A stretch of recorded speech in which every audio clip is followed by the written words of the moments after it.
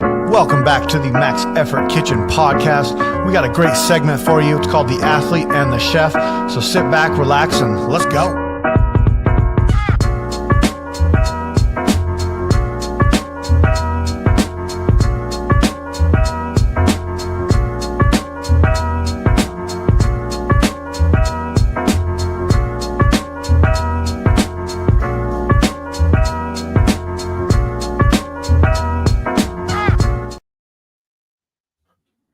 Welcome.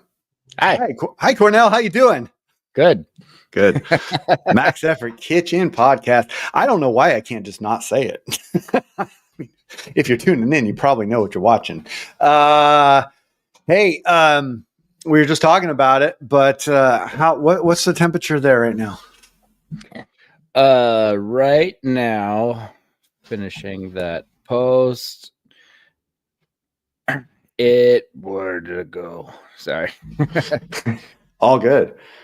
Right now it's down to 78. Oh, luckies.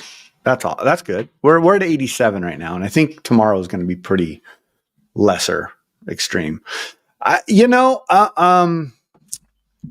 a term. I don't know if you guys use this down there, but the Indian summer. It's really pretty, but man, I am so over the heat. I am ready. I'm ready for my pumpkin spice latte. Yep. I'm ready for sweaters. I'm a diva a little bit. Yeah, go ahead. I think one of the things is down here, by the time pumpkin spice comes out, that's when it's like hot as balls. Like it's awful down here. And that's when you guys start cooling down. Yeah, I think you're right about that. Some of our worst weather is like September, October. Oh, really? And there's been Octobers where it's 100 degrees, like midway through. And then right after, so what we normally get is I feel like now we're in our real summer. We finally got to the temperatures where it normally is. Then it goes away, but then it comes back and you're like, oh, and then it goes away again. And the normal people are like, all right, it's good. It's fall. It's like, no, there's one more heat wave coming. And it's not till that third, like the summer, then the cool down, then the second, and then that third one when it comes, that's when it's the last one. Yeah, I think I was watching the local news this morning, and they're like, this is the second latest day we have ever had triple digits. So usually I would say by September, we're notching down. There's some clouds in the sky. The sun's out, but it's never as hot because it's a different angle. And so, yeah, I think I didn't know that about down there. I thought that you guys were probably August was your worst, but that's, oh boy. So you got a month or so left. We probably have at least a month. Yeah. Well, I took advantage of, I'll just say my privilege today, because I stayed in my house and it was all AC. And there's something about my garage gym that I just learned, and I've always kind of felt it and known, but I've been in this house for 8-9 months, and I just kind of realized that my garage is air conditioned. That's nice. Yeah. So I'm like, one body in a 3-car garage, lifting weights. I'm like, man, I'm actually pretty comfortable right now. So, oh, that's great. Yeah, I have invited people over to come lift. Nobody ever does, but that's all good. Actually, I take that back. Damon always comes when he's invited. So we'll leave it at that. Well, if you tell people you have an air-conditioned garage gym, more people come. Yeah, you're probably right about that. I have a thing, and I don't know how much I've talked to people about it. I know Damon might know a little bit about it. I have this OCD thing with like constantly like switching up my arrangements and my platforms and trying to make it better. But it's my OCD. And so today I was down there, and I've been doing a thing where I've been putting a rest day in between each lift day. So, and I'm doing that because I got a bit of a hip flexor thing I'm dealing with. And so this is helping it heal a little bit. And so anyways, I was down there today because I didn't lift yesterday. And Alana's coming down. She's hanging out for a sec, and she goes, "Man, it's nice in here." And I'm like, "You know what? I'm going to switch it up." And she just looks at me and she goes, "What are you talking about?" I think I'm going to put the other platform over there, and I'm going to. And she's just like, "You're not doing anything until Worlds is over. Like, don't touch a thing." I'm like, "All right, you're right. You're right. Not going to do it." That's pretty good. Yeah. Knowing you, you'd probably get hurt moving something. Yeah, exactly. Joe, sorry, I was moving my platform and pulled something like so dumb. So, moving into 2.5 weeks ish. I'm excited. I had a good day today. Training's been hard, but today I moved probably the best I have in 2.5 weeks. Right. How you doing? How's your training going? It was a little, well, this week was a little just different. Yeah. My buddy Isaac moved back into town, and Nice. I found out about an hour and a half before we lifted on Thursday, which is the day I don't normally lift on, that he was back in town and wanted to know what time I was going to lift. I'm like, I don't lift, but I guess I'm going to. So I lifted Wednesday, Thursday, Friday, and Saturday, and Monday. Wow. Nice Yep. work, dude. I mean, you've said this a million times, and I fully 100% agree with you. One of the best things you can do is have a good lifting partner. Yeah. It's the best thing you can do for yourself is have a good lifting partner. It's great. I mean, Friday or Thursday I was like, I'll just go do some powers. So I ended up powering halfway decent, and then he was throwing in some pause lifts, and then in general tradition is I take whatever snatch movement he's doing and I do it better. And then he goes after that, and then he just destroys me on clean and jerk because he's very strong. He is. But I can snatch better. So I end up hitting, I think like 125 for a pause snatch on Thursday. I powered everything else up to 115. Then I was well below parallel on 20. And then I was like, I'm done. Yeah. And then I had to just kind of make him feel bad and hit that 25. Nice. And then he went on to hit like 160 or something in the clean jerk. And I was like, I'm done. I know my place. I know where I can get hurt, not get hurt. And Yeah. I mean, today, like I was saying, I moved pretty well. And so like I worked up 95 in the snatch, no misses, felt great about that. Took a crack at 100 and my foot pressure was weird. I like rocked back in my heels and I was like, you know what? No need to push it.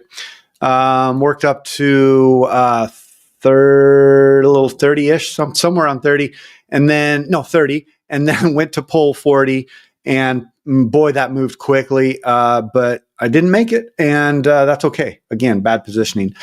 Text Joe, hey, this is what happened. He said, hey, why don't you just rest? Let's attack next week. It'll kind of our last peak week, I guess you could say. Yeah. So, trying to be smart. But I also did a whole bunch of like baking today.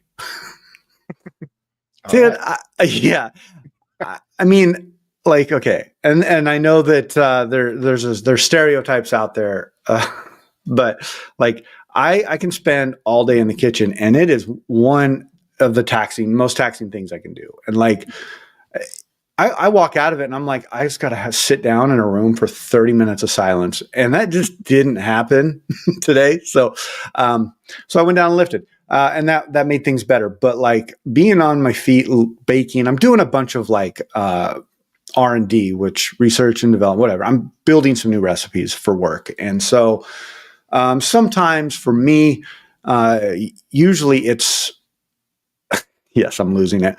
Usually it's so much more relaxing to do it like on a Sunday rather than in the middle of the week type work day because there's so much more going on. I get no interruptions for the most part, and I can be methodical about it.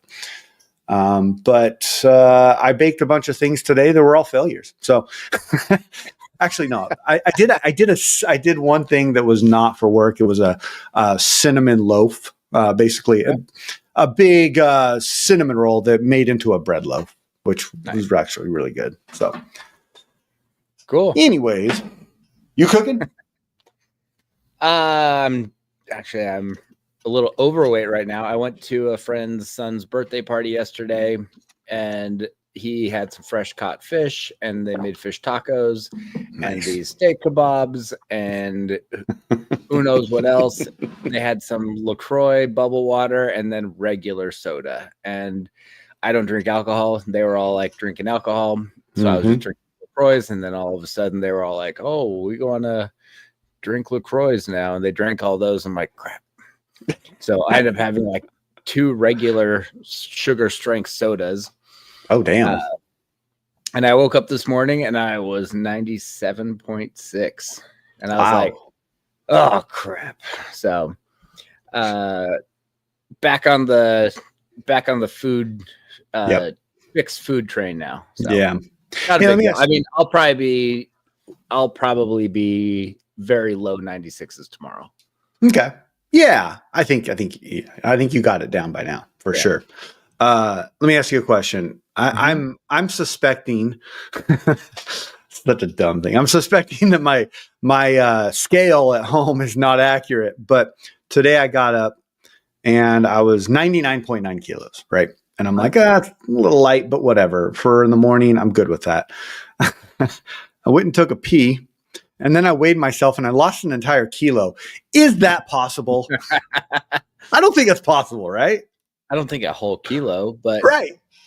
What you should do, because I know you're in a multi-leveled house, bring your scale down to your garage and then put one of your 25 kilo plates on that. Don't carry the plate up to your bedroom and put it on that. One of them is a lot lighter than the other. Dude, it's like you know me or something. I don't know. It's weird.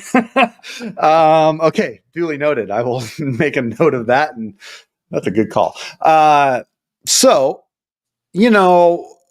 I've been hearing a lot about it. You've been hearing a lot about it. I think we've both listened to a couple different podcasts about it. We saw USAW put out a statement about it being the Enhanced Games 2025. Got to talk about it, right? Got to talk about it.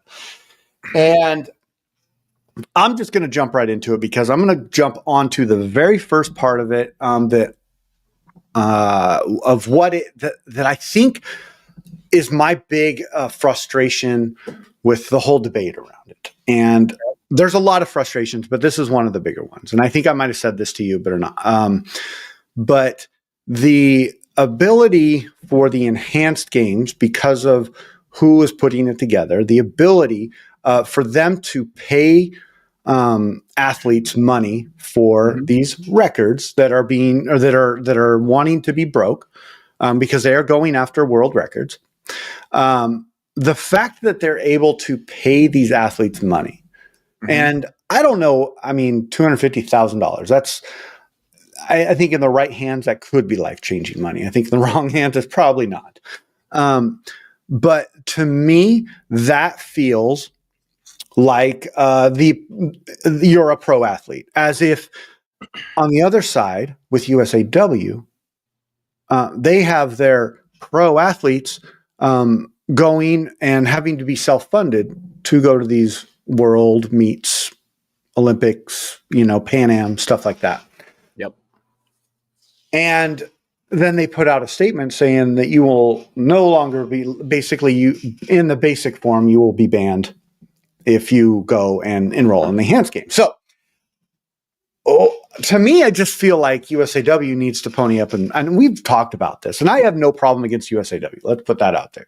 I just, with who they are and what they do, I think that there should be more money involved for the people that are representing them on an international level. Okay. That's kind of where I'm going to stop that, because I think in order for them to be able to hold weight in it, yes, they are our national federation, but why don't they pony up and give these athletes money? Because we know they're making money. So the fact that the Enhanced Games is offering people money, either on drugs or not, is a pretty cool opportunity. I agree. So here's some of the stuff that because I have listened to a lot of podcasts, I just put in Enhanced Games in the podcast app and listened to as much as I could stand. Nice. Let's just say as much as I can stand. Yeah, right. Not all of it. Actually, very few of them were on weightlifting. Mhm. But I did get to hear other sports outlooks on it and that type of a thing. So one of the things that I kind of picked up on is a lot of these other countries that pay their athletes to go to the Olympics and then pay them if they win the Olympics or medal, like they get paid. It's not federation funded, it's government funded. Government funded. Okay. So I don't think USAW has the money to pay the athletes what realistically they should be making. Right. To be like competing for the country. I'm not a big government fan at all. Yeah. But I feel that if you are if you go to the Olympics, you should get some sort of a pension for the rest of your life. Yeah. I think that seems reasonable, especially, and I don't want to, whatever, I don't care. Maybe not if you're on some giant team, like if your team made it, but if you're an individual competing where it's 100% up to you, I think that deserves some money. Or maybe the team people could get some, but it wouldn't be as much. Yeah. Because if, let's say, basketball team wins a gold, they got a gold. I'm assuming they get a gold medal or a gold trophy. And if a weightlifter gets a gold medal, then they get a gold medal. It's not like it's split up between the whole team, I'm assuming. I could be totally wrong, but that's just how my assumptions are. Right. Also, my thing with weightlifting is we only have one medal in the Olympics. There's not a snatch medal, a clean and jerk medal, and a total medal. And if you look at swimming and track and field, it's like they have tons of different options that you can make. They really do. So that is one thing I would definitely say. But what I am not a fan of with USAW is they're just trying to maintain control over athletes and tell them that they're not allowed to do something, but they're not going to give an alternative option. Right. And so it's not just the $250,000. Kind of what I picked up on from these shows that I listened to is there's going to be a 9-month training camp I don't think it's in America. I don't know why.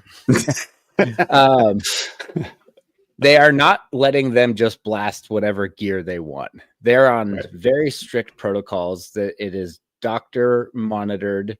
Blood work is being done all the time. Health markers are constantly being made sure that they are safe and that they are healthy. And they are getting, for the 9-month training camp leading up to the games, they're getting paid $100,000. So they're making $100,000, and they have the opportunity to win $250,000 per record. That's pretty incredible. That's pretty dang good. And if USAW is now canceling stipends for their Olympians who may have came a kilo or two off from the stipend total, and they're taking away the stipends, why should some people have to provide for their families and for themselves? Right. Like this should be hey, we're still going to test you, but if you think you can go win, go for it. And one of the other shows that I listened to, they were talking, this one woman was just obsessed about saying they're cheating. And one of the guys brought up what the term cheating means. And it means you are breaking the rules from the federation that you are competing under. Right. So if they are competing in enhanced games, they are not cheating. If they are competing if the rules say it's allowed, then they are just enhancing what they're using what's available to them. Yeah.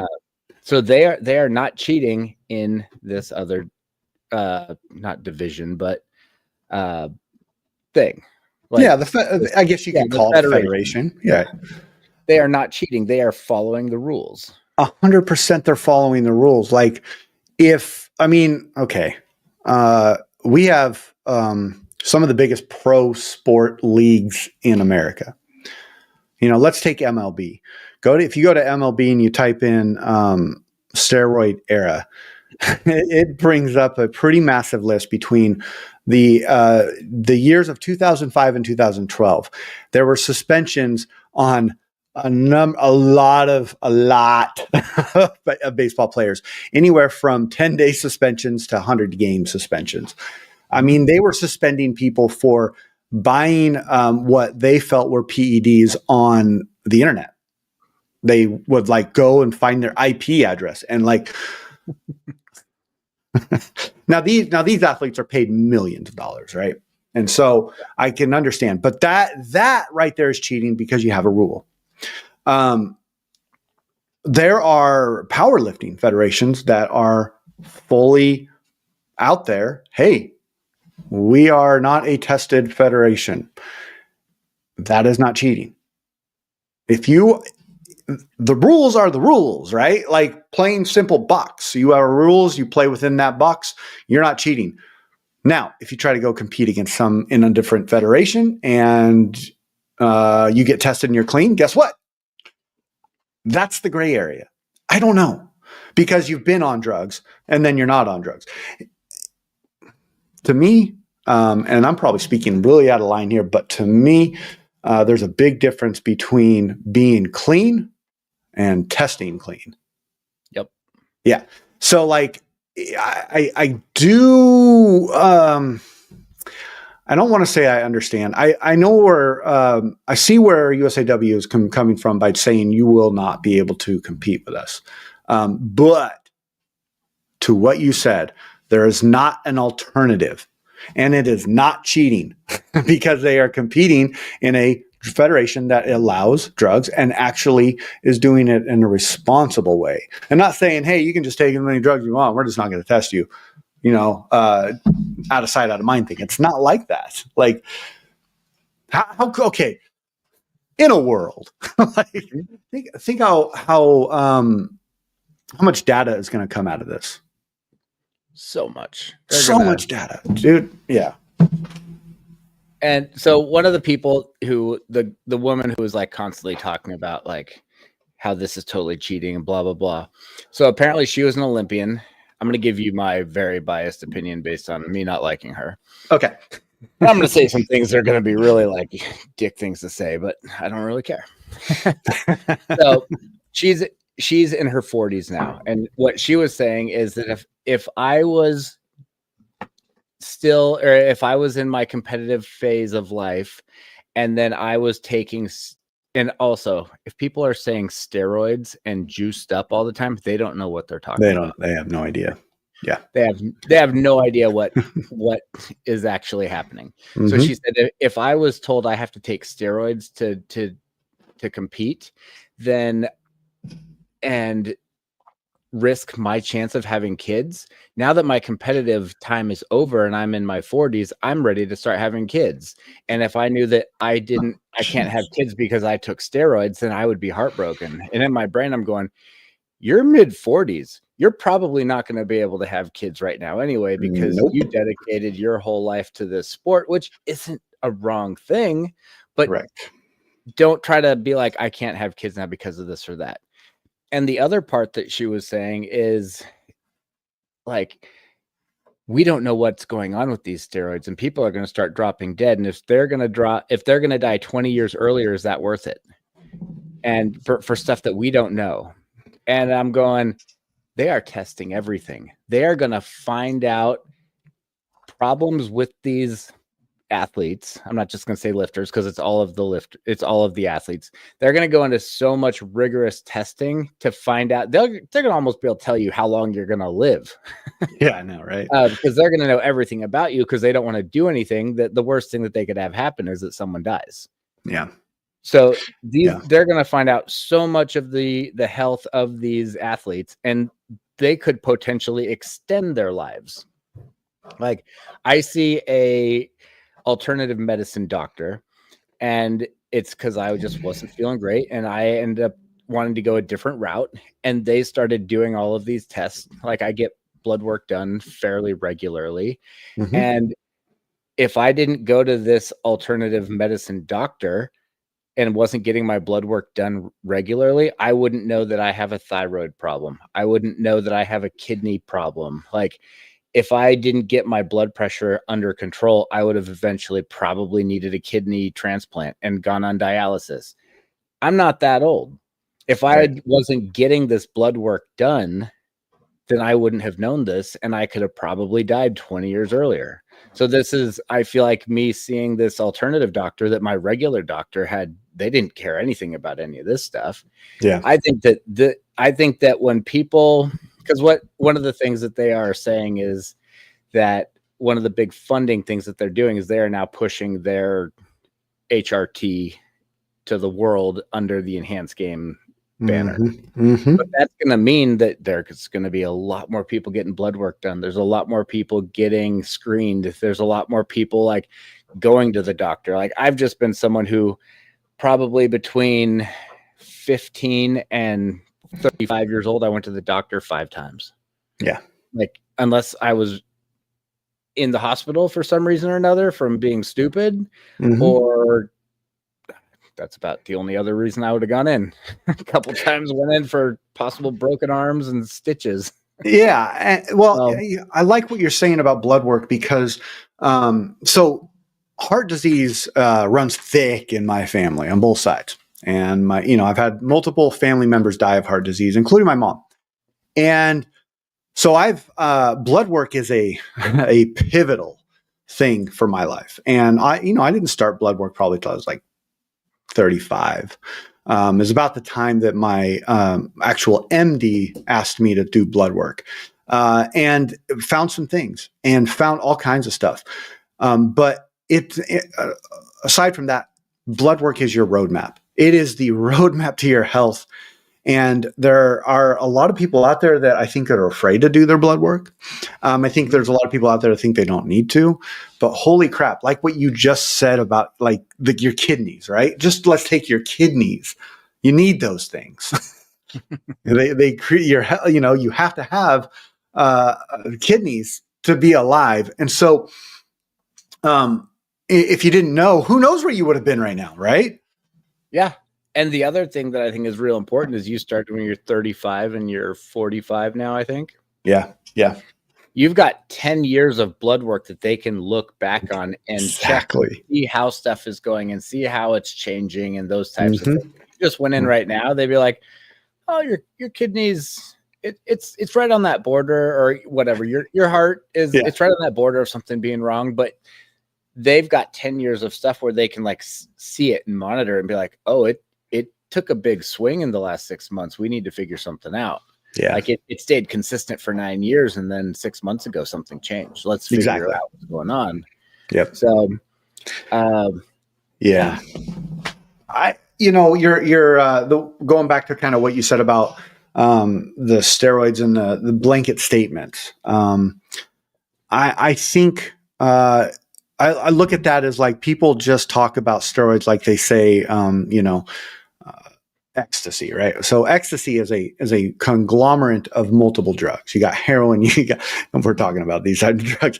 You got heroin, you got all, LSD, you got all kinds of different drugs put into one little pill, right? And so they're like, that's bad for you. Ecstasy is bad for you. Okay. So steroids is it's a conglomerate of different things, right? I'm going to venture off to say, and correct me if I'm wrong here, but the majority of steroids is hormones, right? Yeah. Okay. What do we give our 16-year-old girls? Hormones. Birth control. Hormones. So it's like this idea that in the usage of something that's going to be in a sport, it's bad, but yet we can give our 16-year-old children these birth control pills that are filled with hormones, and it's okay. Now trust me, I'm not trying to like say one is good, one is bad, but what I'm trying to do is draw a comparison of the idea that there is hypocrisy going on here, and let the enhanced games do what they want. You know what I mean? And you can have your structures around your own federation, but like, let's see if they can do it properly. You know, everything they're coming out with is really, really positive and really great. And I want to be able to see an athlete do some things that we just don't ever see and we can't do ourselves. So it's like, to me, that's why we watch the Olympics. That's why we watch these big, like the NFL and the MLB, because we see these extraordinary humans doing these extraordinary things. And again, I'm going to go back to the idea of, yeah, it's pretty easy to say we're clean when we pass a test. Yeah. But until you're actually taking I think on one of those podcasts, I heard somebody say, no, there's no clean athletes unless they're testing themselves every day. You know what I mean? And that's an extreme version, but it's kind of true. I don't know. Yeah, no, there was another one that I was listening to, and they were talking about that.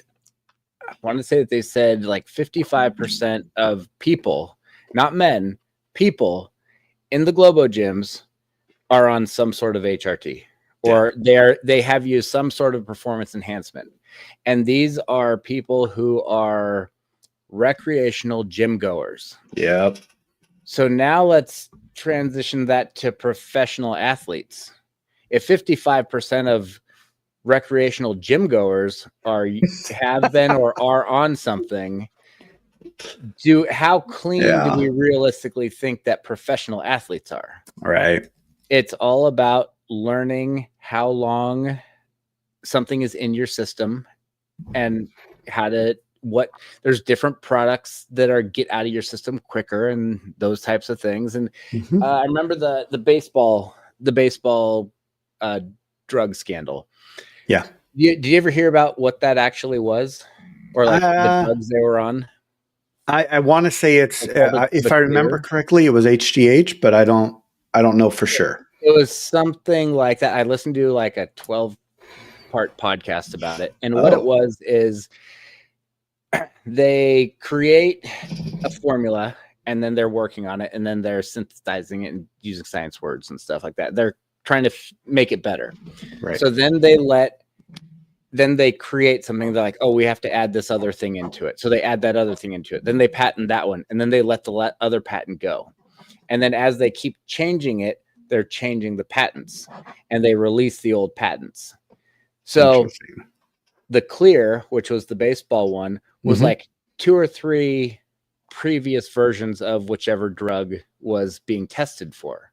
So because it wasn't exactly the drug, it was just like a little bit dumbed down version, like a watered down version. It didn't come up on any tests. Wow. And it's like, so wow. Yeah, but it's like, if you think about it, what do drugs do? They help you recover. They help you like heal. They make it so that you can train more often. Right. This should be allowed for some of these people, especially like I'm okay. I think that, okay, you want to do enhanced games and you want to get on all of the help that they're going to give you. Okay, that's fine. But I'm okay with saying, okay, you can't compete in USAW anymore. Yeah. Like, I would be okay with that. Yeah. But let's say that a retired athlete wants to go do it, like freshly retired. Are they going to be banned from being a coach? Are they like, they will right now, they will ban them from being a coach. They will ban them from coming to meets. They'll ban them from all of these things, but they're not competing anymore. Right. Why is that acceptable? The other part, this just popped into my head. AO1 is at the Arnold. The Arnold, the majority of the sports are non-drug tested. And from what I've heard, I've never been, but they have like hormone replacement therapy vendors all over. What? So why is it okay to have one of the biggest meets of the year at a place that is all about steroids? Holy crap.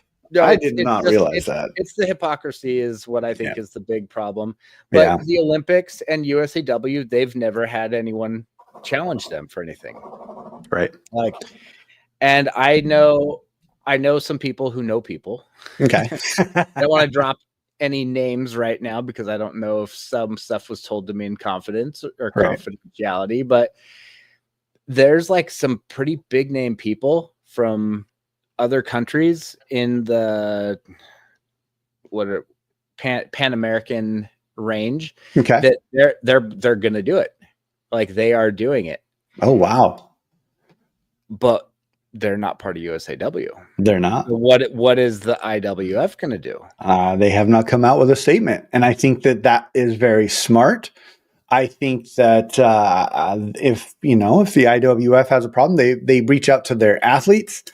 They don't make this blanket statement to everybody and post it on social media. I just think that that's a really tacky way of doing it. I think that give your athletes the respect of talking to them first, and then composing yourself a very nice professional way of getting across what you want to say. Build some construct around it. Talk about how where you're at with it, what your organization feels about it, and then do that. But and I don't know, maybe USAW did talk to their athletes. I don't know.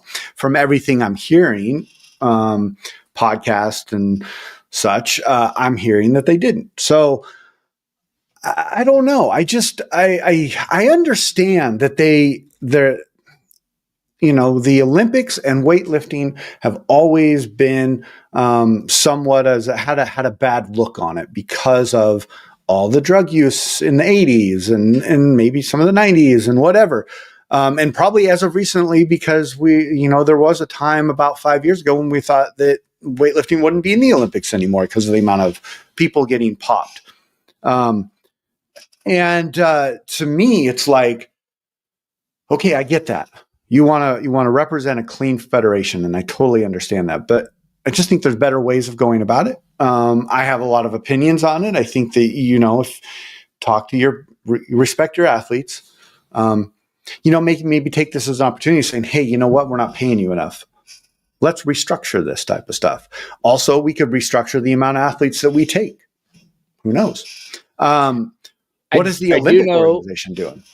I do know that the year of, and the year after the Olympics, those are not qualifying years for the Olympics. Okay. So it is very common for USAW for it to be self-funded to get to go to some of these meets. That makes sense. For that reason. I get it. But if you go to that post that was made by USAW and you scroll down very slightly, there's a very famous person who is putting out there that the CEO of USAW just got a tripled salary payment. His salary got tripled for the year. And they're talking about not having money to pay athletes.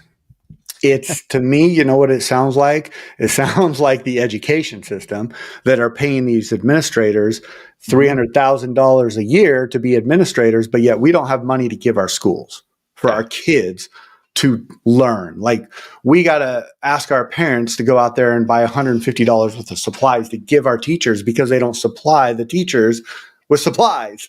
I say supplies too much. But you understand what I'm saying? Like, that is where it feels very lopsided. And, think about it. So, and I know that weightlifting is not the NFL. I know it's not the NBA. I know it's not the MLB, all that stuff. I get it. But what those major NFL, whatever, have done is they've put together a roadmap or a construct of how to run a professional business or a professional sports business. They have sponsorships. They have all kinds of endorsements. There's a reason why these athletes get paid so much. USAW is not that big of an organization, but you can start making movements to get advertisement, to give sponsorships, have athletes get, all these benefits of being part of a professional organization. Because really we all grew up thinking, and I'm feeling, and I still do feel this way, is the Olympics is the creme of the creme. It's the top of the top athletic performance in the world. It's the world competing against each other in athletes or athletics. So to me, why aren't they making money? Sounds like they might be, might be putting it to the wrong person. The Olympic Committee is making a ton of money.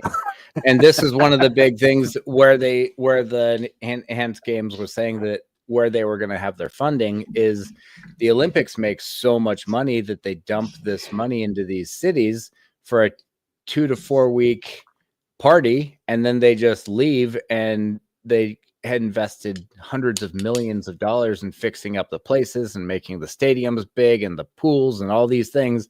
And then after the Olympics is done, it's just over. Yeah. The enhanced games is not going to necessarily be all in one location. Right. So the podcast they did with Joe Rogan last year, Mhm. they said that we could have weightlifting in Las Vegas, we could have track and field in New York, and we could have swimming in Florida. And it could all be done on the same weekend, and that 98% of viewership of all professional sports is done through TV. So it doesn't really matter if it's not all in one place. Right. Well, and you bring up a good point, because when the Olympics comes to your city, yes, all that stuff gets enhanced, but when they leave, oh boy, nobody has the money to keep that stuff running. And we'll see that in LA when they come to LA. Like they're going to make it look really pretty. They're just going to turn it into homeless camps after. Yeah, exactly. That's what I was getting to. Like it's sad, because hey, let's use our resources. Do they all have to be in the same spot? And I think that's what that is it's a new guy coming in thinking outside of the box, saying, hey, let's not tear up a city, but let's use these different cities and bring all these e-commerce to different areas in the country and use their facilities. Don't build more facilities. And not only you're bringing money to the city, but you're not trashing it after you leave. Yeah. I don't know. So, okay, here's one of the other topics that I'll get your opinion on before I proudly put my opinion out. All right. What do you think that this says to kids about being on drugs and being in sport and parents? Well, I have some pretty, you know my situation with my kids, right? And so I have some pretty strong opinions on it. And the ultimate thing that I will drop onto this is that the enhanced games are putting out an honest version to kids and parents of what a supreme athlete looks like. And when I say honest, I mean, we all know that there is drug use in all professional sports, whether it's tested, whether it's not tested, there is drug use. We've gone through that. It is known. And it's not like it's non-factual information, but what these kids may not see is so the competition level of a kid versus another kid, and one is on enhanced drugs and one is not. And it does happen. I mean, I've heard of 16-year-old kids being on PEDs in football. And I didn't know anything about it until I got into college. But I remember hearing about like the deer antler cream, But to answer your question, before I go off on some major tangent, to answer your question, I think what it is it's being very honest with parents about what a professional athlete looks like, what they have to go through, what the PEDs do, what competition levels should look like, clean and not clean. Does that make sense? Yeah. No, I think that's all great. Yeah.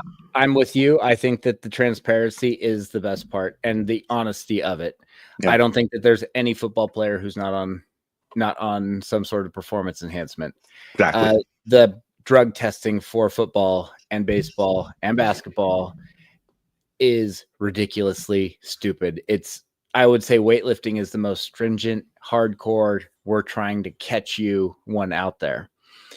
And there's risk in everything.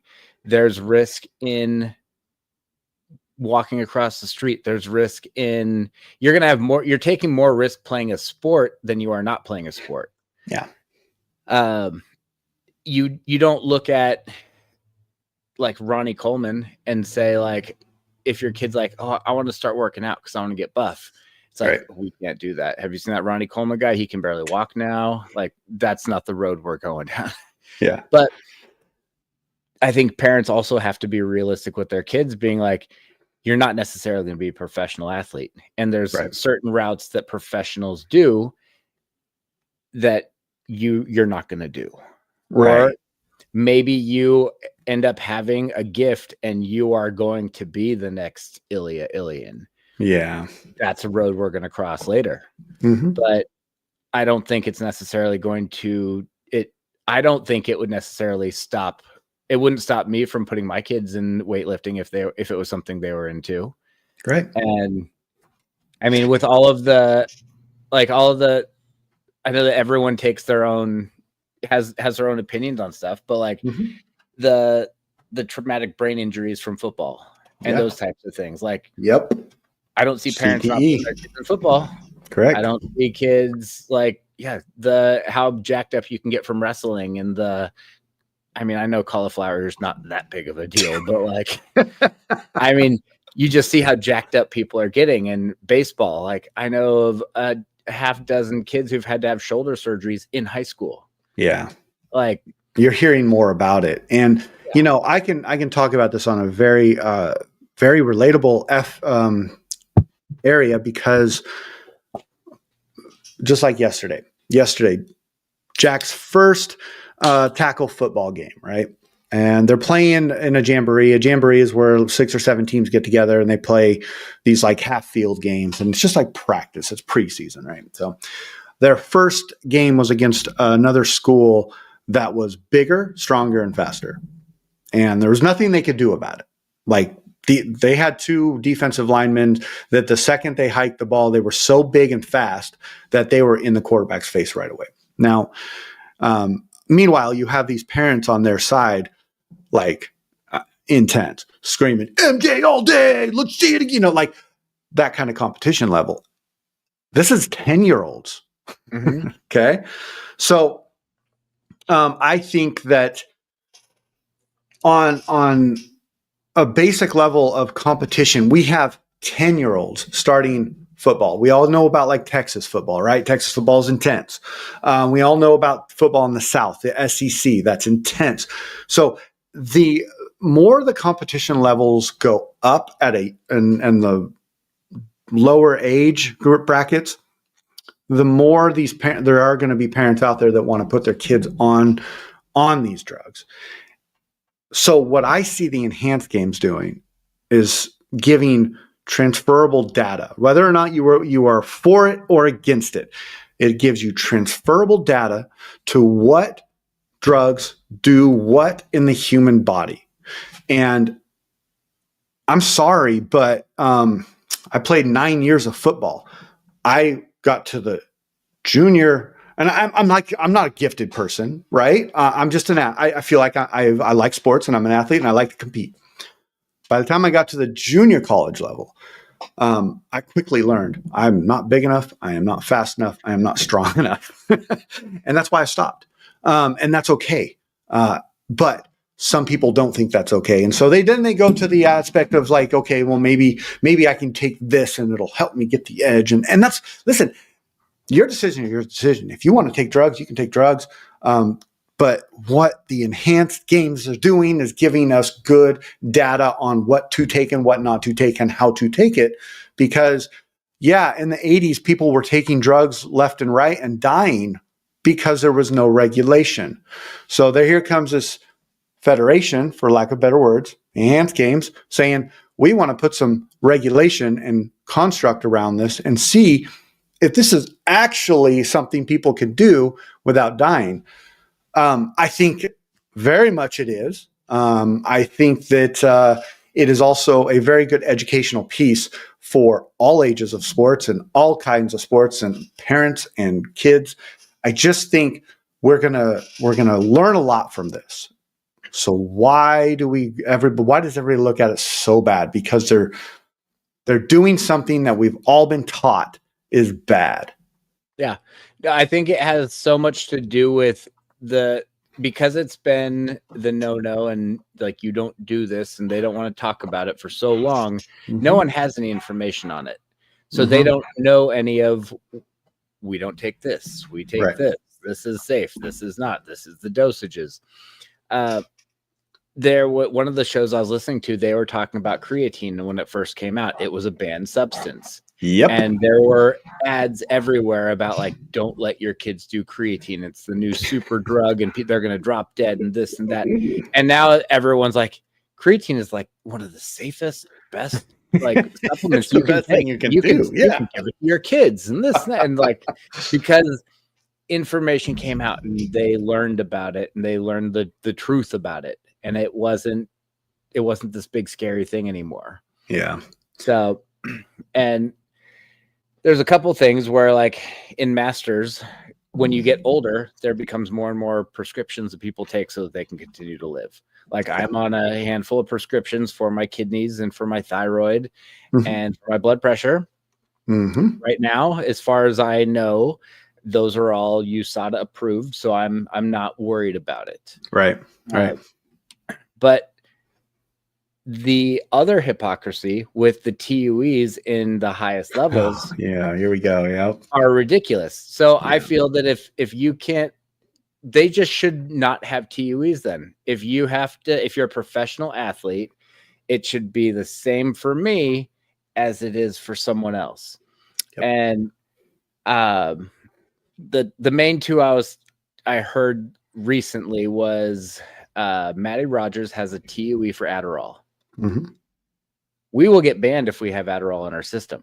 Adderall really helps you focus, and it helps you block everything out, and it will help you compete like an animal. Yeah. Same with swimmer dude Michael Phelps. He had a TUE for Adderall. Yeah. I mean, there's many of these things where they're like, "Oh, you're our little princess. You're our upcoming king right here." Like, we'll give you whatever you need to do this. It's not that in performance enhancing. It's just going to help you focus. Well, the TUE is a weird thing. And to me, I don't think that you can necessarily call yourself a clean sport if you have a loophole like the TUE. And now I do understand, you want people to compete, and you want people to be able to be, have your sport is accessible. But I think once you get to a certain level, that TUE should go away, because if you want to claim that you're a clean sport, but yet we have this loophole that says, well, I got a medical condition. I mean, you could be a man in your 45-ish 40s. Well, let's just say 40s. And you could go in, you can get your testosterone tested. And if you're below below 200 on your testosterone, then you have a clinically diagnosed disease. And I can't pronounce it. It starts with an H. I'm sorry. Hypogonadism? Yes. Gonads. So gonads. So you got a clinical thing here where now if that person goes and puts in a TUE, are they going to be able to compete because they have a TUE and they have a doctor that's taking their blood and monitoring it and all that stuff? I don't know. They will not give it to you if you're a man. They will not give it to you. But if you are a woman and you had a hysterectomy and you have a doctor's thing that says this person needs to take these hormones, including testosterone, they will approve it. I mean, again, I just think that putting out blanket statements, I guess this is all about blanket statements, really. The steroid blanket statement, the hypocrisy around who can take what. Let's just stop acting like we're not, or we aren't who we are, or we are who we aren't. I don't know how to put that, but to me, I'm like, okay. I understand there's going to be loopholes in everything, and I totally get it. But let's not sit there and poof our chest when somebody comes along and challenges us on a level of, oh, maybe our athletes might want to go over here. Because to me, I'm like, okay, well, is this an ego thing? Or is this really like we're going to put out a statement because we really care? I can't tell the difference, and I don't want to read between the lines because I think I'll probably be disappointed if I do. Yeah. Yeah, there's so much more we could talk about here. We are 54 minutes in, which is a lot longer than we usually go. So we're going to stop it there. But I am more than happy to continue this conversation, Cornell. I think I hope it sparked some thought in everybody else. I hope it's sparked a little debate. And if you have something to say, reach out because I'm more than happy to talk about it. And I think it's okay to have opinions. Yeah. One last thing just to put out there that I really liked when I was listening to Travis Cooper's podcast with you don't have to be on drugs to compete. Yeah, no. So one of the things that they were discussing is if Hampton or Olivia wanted to go compete, I don't know how the competition's going to go. Like if it was my opinion, I don't think they should necessarily have a total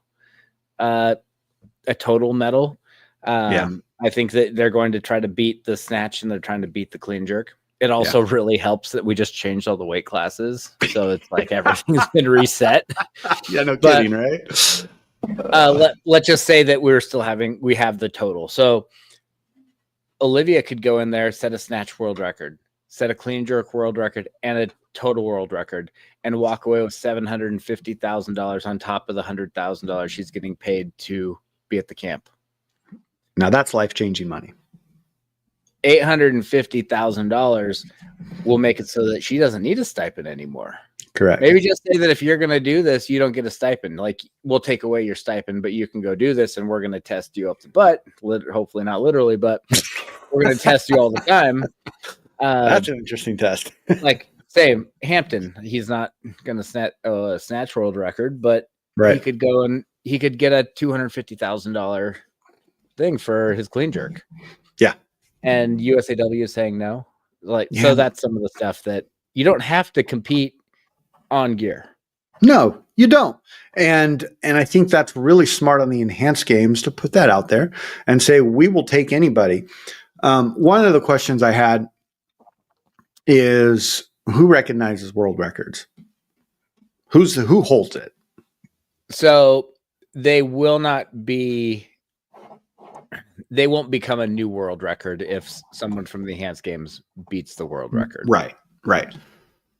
That's interesting to me because I wonder, I keep on going to back to this in my brain where it's like the Guinness Book of World Records. There's no opposing Guinness Book of World Records. It's the Guinness Book is the Guinness Book is the Guinness Book. So do we have somebody out there that's like that? I don't want to keep saying federation, an organization that holds the world records and says, this is what it is. I don't care what Enhanced Game says. I don't care what IWF says. We are the people that hold the records. So I don't know. Maybe they'll go and Guinness Book of World Records. Who knows? I do know that when the USA Masters split from USAW, it's two different sets of records now. Yes, I do know that. Yeah, that's interesting. Well, holy crap. Whatever. Yeah, I know. I'm excited to watch it. I think it's going to be neat to watch. I think I'm really excited to see how it all unfolds, to see how well they do it. It sounds like it's being done in a responsible way, but you never really know behind the scenes and behind the curtains and all that. But hey, I will take them for what they are right now, and I will watch them. I will shoot. I think you and you threw it out there like, hey, let's go to the games and watch in person. And I think that would be a whole bunch of fun. So yeah, I got the one disappointed thing I do have, I will admit, with this whole thing is that they don't have a Masters division, because I would totally sign up. How about that? Wouldn't that? Well, Enhanced Games, if you're listening, which probably not, put a Masters division in, because why not, right? Holy crap. I'd be crazy. Yeah, that would be insane and a lot of fun at the same time. So if you're listening, do that for us, please. And maybe that comes down the line. Anyways, all right, Cornell, this has been great. Great conversation. Everybody out there, thanks for listening. And I think we're going to call it a night. Adios. Bye.